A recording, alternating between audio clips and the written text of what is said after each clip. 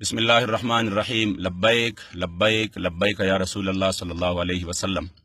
محمد شفیق امینی اس وقت بحیثیت قائم مقام امیر تحریک لبیک یا رسول اللہ پاکستان مخاطب ہوں۔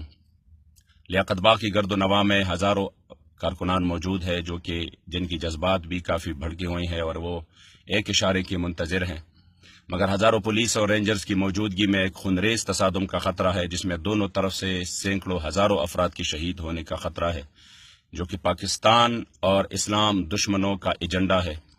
لہذا تحریک نے ملک اور اسلام دشمن عناصر کے اس مذموم مقاصد کو ناکام بنانے کے لیے اراکین مجلس شورا کی مشاورت سے یہ فیصلہ کیا ہے کہ آج کا ایصال ثواب پروگرام تا حکم ثانی مؤخر کیا جا رہا ہے۔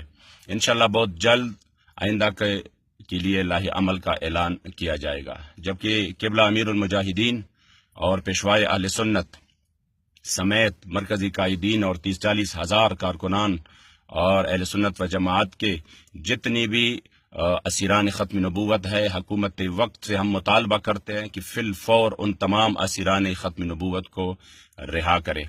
اس ملک کے سواد اعظم اہل سنت و جماعت کہ پرامن لوگوں کو اشتعال نہ دلائے۔ اگر آپ کی یہ خواہش ہے کہ ملک میں افراتفری ہو اور ہر روز ہزاروں لاکھوں پولیس رینجرز روڈوں پر ہو اور ہم ان کے سامنے روڈوں پر ہو، تو بے شک اپنا خواہش پورا کر لے، مگر عاشقان رسول کسی بھی صورت آسیہ ملعونہ کو باہر نہیں جانے دیں گے۔ ہم سمجھتے ہیں کہ یہ گرفتاریاں اور یہ پکڑ دکڑ یہ سب آسیہ ملعونہ کو باہر لے جانے کے لیے ہو رہی ہے۔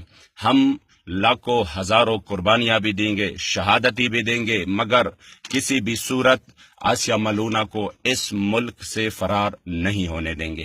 لہٰذا حکومت وقت ہوش کے ناخن لے اور اب اس سزا کو بحال کرنے میں ادارے اور حکومت وقت اپنا کردار ادا کر لے اور اسیران ختم نبوت کو فی الفور رہا کرے اور اس ملک کو خانہ جنگی سے بچائیں۔ بصورت دیگر تمام تر حالات کی ذمہ داری حکومت وقت پر ہوگی۔ لبیک لبیک لبیک یا رسول اللہ۔